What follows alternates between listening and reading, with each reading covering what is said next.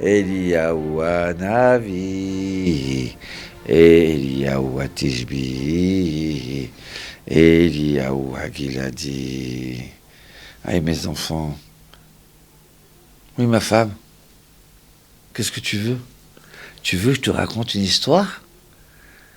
Moi? Oui, tu as écouté, j'ai entendu sur ton portable, tu as écouté une histoire d'un rabbin d'Eliyahu Hanavi. D'accord. Alors, écoutez mes enfants, venez tous, on va tous dans notre lit, dans notre grand lit, on va tous ensemble. J'ai raconté cette histoire. Alors, il y avait un homme qui s'appelait Gamzou. Gamzou Letova. Nahum Ish Gamzou. Et voilà que l'empereur romain a fait un décret très dur, des décrets très durs contre les juifs. Interdire de faire des mitzvot, payer plein d'impôts. Ouais, comment on va faire? Alors les sages, ils ont dit, on va envoyer une caisse de bijoux et de diamants à l'empereur, et que peut-être il va annuler tous ces décrets. Alors tous les juifs, ils savaient que c'était pour sauver.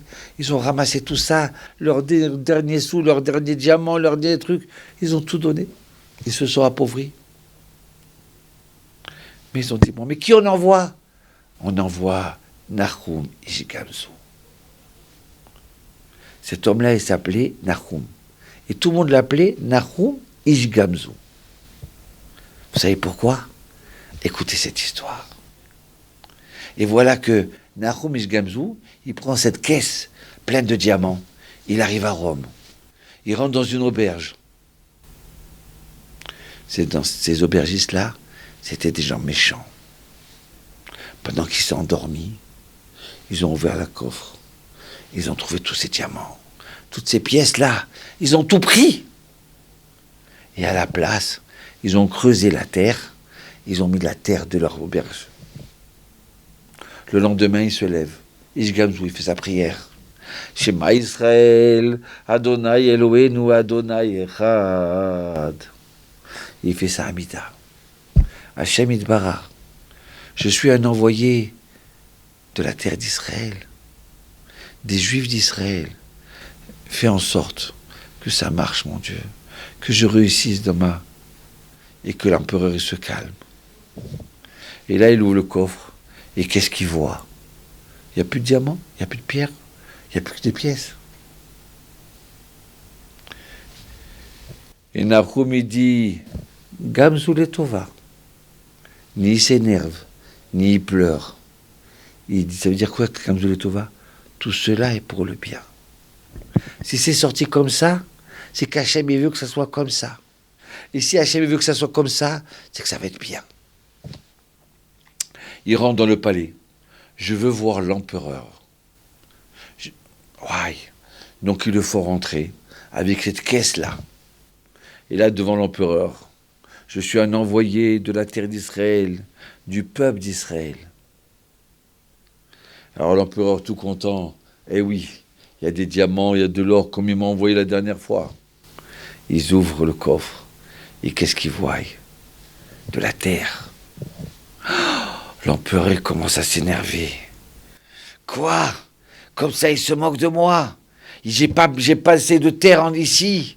Hein? Tuez-le! Et on va faire encore de nouveaux décrets sur Israël. Et à ce moment-là, il y a un ministre. Il dit, notre cher empereur, que vous ayez longue vie. J'ai entendu parler d'une terre, la terre d'Israël.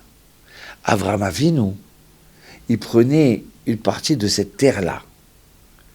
Et quand il a jeté contre ses ennemis, il est parti en guerre contre les rois mages, les 5 rois mages. Il a jeté cette pierre, cette terre-là, et cette terre s'est transformée en flèche. Peut-être que c'est de la terre d'Avraham Avinu. Bon, alors on va essayer.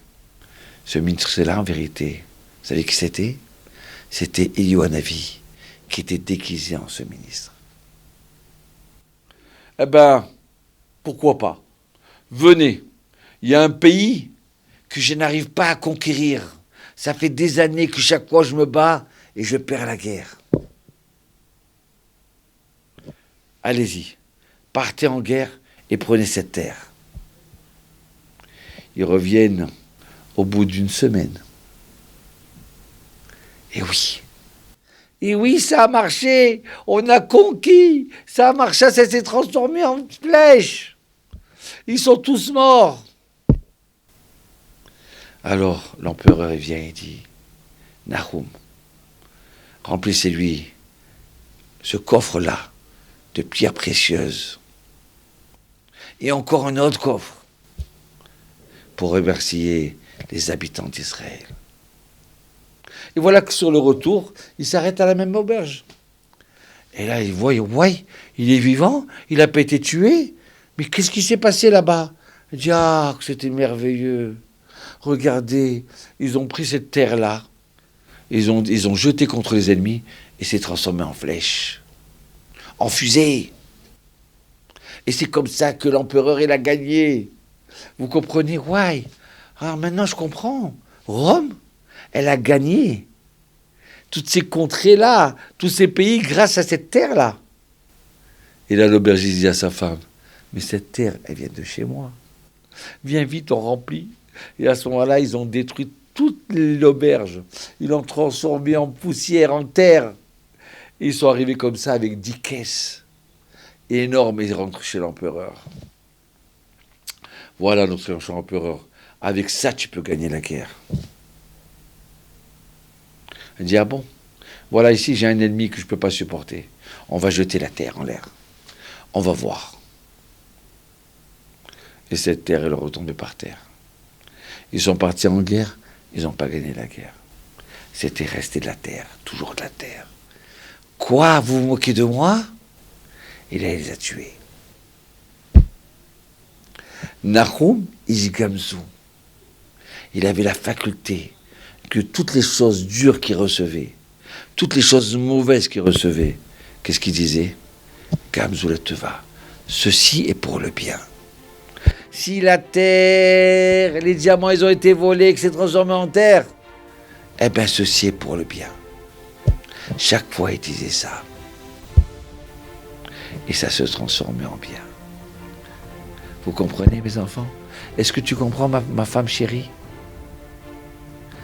Aïe, quelle histoire, bébête. Juste aujourd'hui, il m'est arrivé une chose où j'ai eu beaucoup de peine. J'étais pas d'accord qu'il m'arrive cette chose-là. Et j'allais m'énerver avec ta maman. Je me suis tue. Eh bien, tu sais quoi?